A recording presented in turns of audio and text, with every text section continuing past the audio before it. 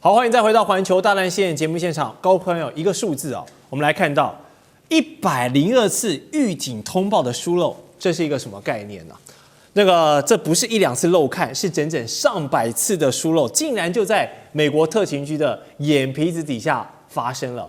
這個簡直是不敢相信的一件事情哦。這種程度的預警疏漏呢，在專業的維安領域來說，絕對是令人笑到大牙，是業餘到不能再業餘的一個事情了。那這件事情呢，就是美國的政府監察機構針對，大家還記得嗎？在2004年，川普當時還在這個競選總統的時候，他在賓州的造勢場合上遭遇的那一場槍擊事件啊，記者幫他拍下他這個舉臂振揮的這張照片。有人說呢，這張照片可能是近代最偉大的一個競選照片。但 anyway， 川普當時遭到了槍擊，這個事情搞得很大。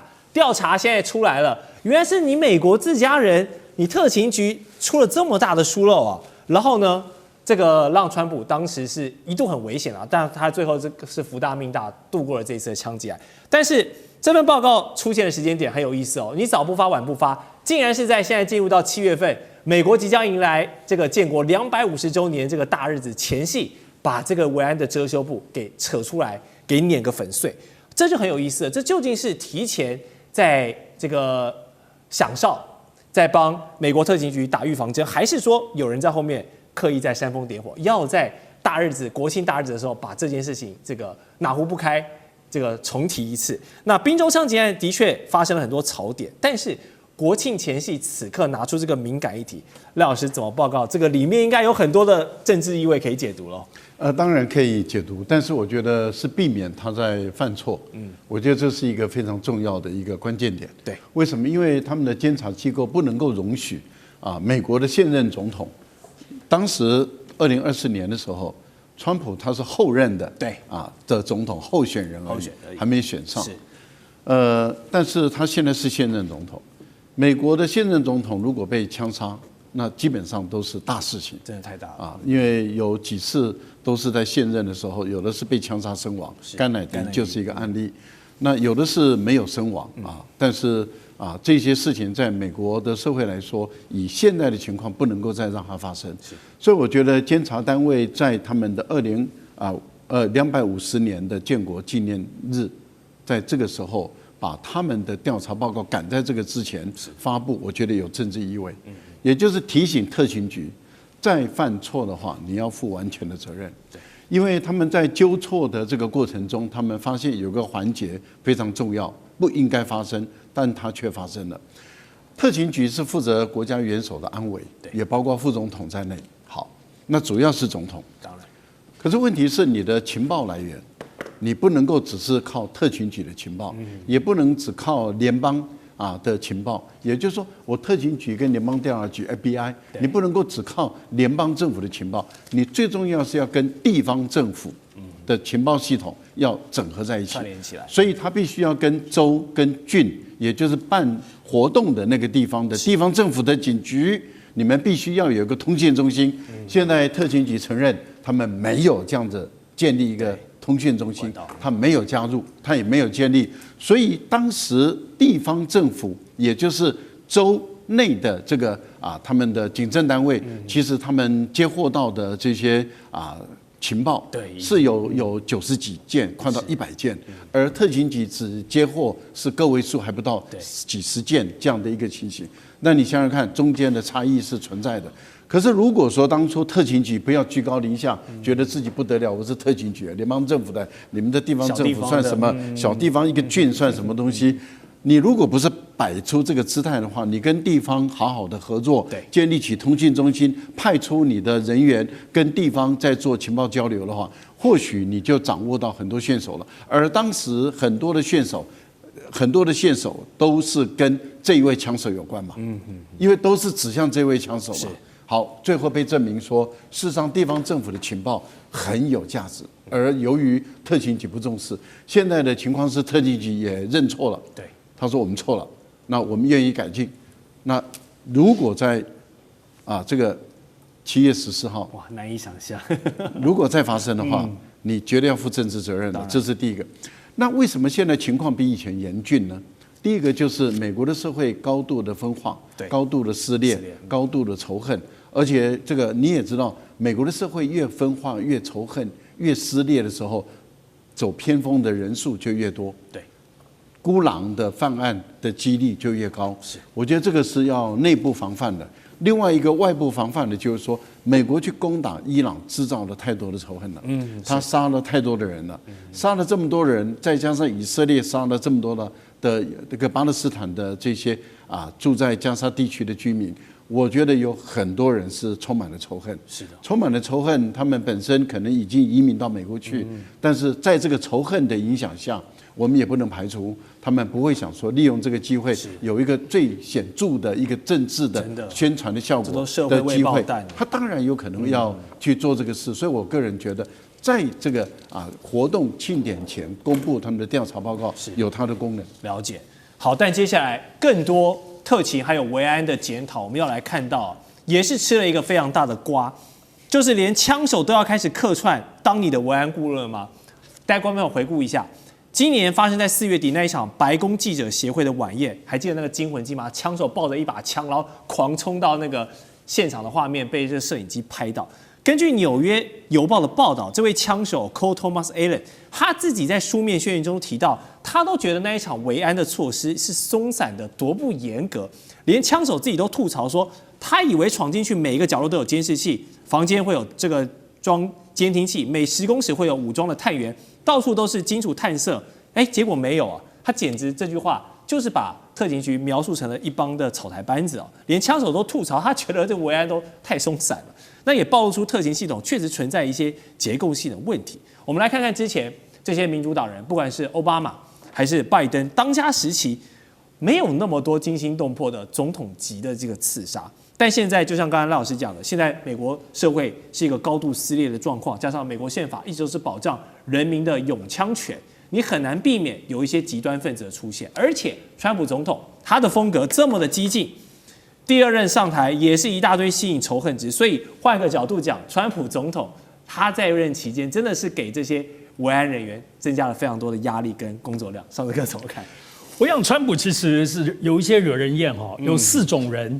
可能在心裡甚至是付諸行為，想要對他有所不利。那4種人呢？我們先講比較簡單的。第一種部分其實就是有一些抗爭的人。對，那叫川普其實有很多的這個政策，包括移民政策跟等等啊。除了關稅可能是國與國之間，但是呢，對於美國國內本身還是有很多政策產生了很多人性感受上的衝突。所以這些抗爭的人一旦抗爭變得失控跟激烈，可能對川普有影響。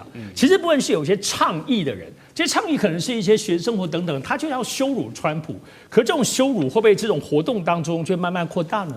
好，更不要說襲擊，沒有要讓川普死，可是他就是要傷害川普，乃至於有暗殺哈。我覺得這些都是陸陸續續這不同的層次，使得現在美國終於還是要加大對川普維安的這個力度了。其實我一直覺得，從去年開始我們看起來，我認為始終還有2種是這個仇恨值可能會強烈到真的想要川普的命。首先，第一個部分，我覺得還是就是有關於去年，尤其去年他跟猶太人，他在這個推行這種所謂的猶太政策，只要在美國方面有任何反猶太，包括在校園，你看他對哈佛、Stanford 所有這些名校，基本向下的重手哦，川普直接給他們壓力，他就是要跟猶太人，就要跟以色列站在一起。所以去年那個對於所謂的猶太人或反猶太人這個仇恨值轉化出來，想要川普的命是非常非常深的。其實當然就是移民啦。我覺得移民政策當中的一些處理，我們看到其實在很多地方上，包括 ICE， 他們在處理這些都有些過度的失掉人命的這個部分。其實我認為，只要涉及到這種強烈的命的衝突，我覺得在去年是很深刻。當然，今年隨着美伊戰爭當中來講，看起來川普已經。我覺得很多人看他罵納坦雅胡，然後而且這麼重，其實罵的都蠻爽的。所以我覺得有一些，我覺得川普個人或乃至他整個團隊也開始有點 detach， 從跟以色列的捆綁當中，這種感知是慢慢有點脫離。我認為可能這個好一點。可是呢，其實不要忘了，誰要傷害川普？江湖上始終有說伊朗啊，伊朗當中或者是包括阿拉伯一些恐怖分子，是不是也可能暗殺川普呢？江湖都在傳聞。可是。這些傳聞背後又有人認知作戰或認知真相說，真的是伊朗要傷害川普嗎？還是以色列的摩薩德情報系統才是真正想殺川普的人？我們知道，其實以色列當中有摩薩德系統，有辛貝特，有阿曼，他整個對內對外他的情報軍情，那是一個非常明明秘密的。而且摩薩德有名的，你以為是反恐嗎？摩薩德有名的就是國際暗殺。所以我覺得，在川普的周邊的這個人當中，一旦在今年美國跟以色列的關係沒有像去年當中這麼緊密，在美伊戰爭之前來說，大家真的是麻吉到死掉。但是現在看起來，大家已經有點脫離了，美國覺得上當了。所以一旦在這個過程裡頭，真正可能會出重手的，難道不應該防範摩薩德嗎？以色列的摩薩德，我覺得現在大家在評估起來，認為我覺得川普身邊也都不是笨蛋，大家在對川普的保護，可不只是剛剛講的美國這些暗殺襲擊的這些孤狼草根人士，真正像摩薩德專業暗殺的，才是他們要防的對象。了解。好，就像上次哥講了，雖然川普總統有時候非常的惹人討厭，但我們還是希望他老人家這個身體健康，好不好？好，那因為他也是一位蠻喜歡運動文化的總統啊，那不只會接待這個美國很多的職業運動的冠軍球隊去白宮做客，給他們慶祝。那今年的 NBA 這個紐約尼克隊是睽違了53年哦，終於再嘗這個總冠軍的滋味，讓整個大蘋果都沸騰了。那川普也有去看比賽，也成為了美國史上首位親臨 NBA 現場觀賽的總統。也因為他的到來呢，那場比賽是維安層級拉滿。那當然進場就變得非常困難，要搜身，要各方面的，也導致了一些球迷的這個不樂意啊。當然這也是總統要來嘛，這個拉到了國安的考量，這也無可厚非。但接下來真正的魔鬼考驗才要來臨哦，因為我們都知道，馬上美國建國250周年的大日子要來了，全美各地一定都是大肆慶祝。同時也別忘了 FIFA 世界杯，美加墨，美國也是其中是一個地主國，正在熱鬧的舉辦。哇，這幾百萬的國際人流，無數的政治政要，加上隨時可能爆發的社會對立面，我光是用想的都替那些特勤啊、維安人員的工作量，我真的替他們捏一把冷汗。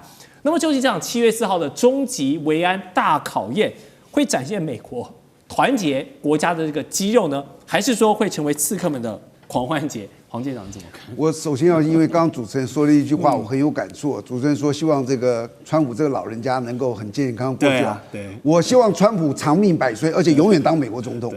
他的真的是川建國，他的存在讓中國的崛起變得更快速，這是第一個我的感覺。第二個，其實剛剛不管是賴老師也好，這個上次哥也好，講完之後，如果你是美國特勤局的人，我坐這裡我就想到，是吧？嫌疑犯太多了。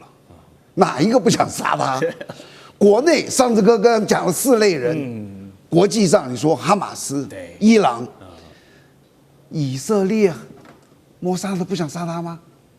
以色列殺他，當然不是說我殺他，還會做假旗行動，殺了他，然後我把他栽贓給伊朗，然後美國就會去打伊朗。真的是，所以當你有這麼多的人的時候，那我問你，我要防誰？那個叫做什麼情報警告？越多我會越忽視。如果今天只有2個，我一定徹查。張三李四追查到底。100多個，你叫我查誰？我覺得這一次防衛川普一個很大的一個困難就是嫌疑犯太多。我就記得我很久以前看一個這個美國一個電視劇，那個是一個大壞蛋。然後有一個人要說跟他講說報仇，那個人聽完那個大壞蛋聽完之後說，你去到後面排隊，那個一大摞的人太多了，這是真的。我覺得美國特勤局現在最大的困難就是嫌疑犯太多，是的，甚至他有自導自演的可能。你記不記得上一次那個就在那個酒會的賓州那一次，這個人不是拿了一個長槍嗎？你去想一件事情哦，這個嫌疑犯拿的是長槍，我對着總統那個方向衝過去，這裡有這麼多的人，然後。警衛，如果你是警衛，你有槍嘛？如果說這個人拿的是一把刀，我警衛會撲上去。因為我們練過近身搏鬥，他拿的是一把長槍，你敢怎麼樣？我跟你講，大部分的警衛會拿了短槍就這樣對着他打。這些所有的警衛都是非常準的人，那拔槍又快。結果你有沒有發現，在那麼的多的人，不是在室外啊，那麼多的在室內，沒有一個人受傷啊，是連兇手都好的，那沒有，為什麼沒有人打他？所以。當時我記得好多人都說，這是不是自導自演？我當然你覺得說自導自演怎麼可能？可是我從現場的沒人受傷的結果，我覺得哇，也並非是不可能的，因為為什麼？我要塑造成我是一個受害者，因為他那時候民調很低，那是不是我的民調會高？這是有可能的。所以當時我就想，哇，怎麼有這麼多人？但是你再來看這麼多的可能裡面哦，到最後還有哪些謀殺手段？第一個孤狼，還有第二個是團體的，就像這種基地組織的這種，還有第三個就國家集團。是，所以這些東西你就發現手段也很多。這個嫌疑犯也這麼多，所以我跟你講，這一次他們一定是大動員，的確是一個很敏感的時機。我們祝福川普長命百歲。是好，究竟今年的7月4號，美國250周年大日子能不能平安落幕呢？我們也會持續觀察。休息一下，待會回來。觀眾朋友們，我們要開會員頻道啦！因應呢美中、中東還有印太的亂局，你看到的是新聞，我們看到的是背後誰在操控這個世界。加入會員可以取得獨家視角的通行證，你將優先取得更深的觀點判讀，包括了核心真相分析、歷史脈絡拆解、局勢推演邏輯。同時解鎖會員勳章、優先互動權、問題解析、幕後花絮，支持我們制作高品質的影片。點擊下方的加入鍵，一起成為戰友吧！我們會員頻道見。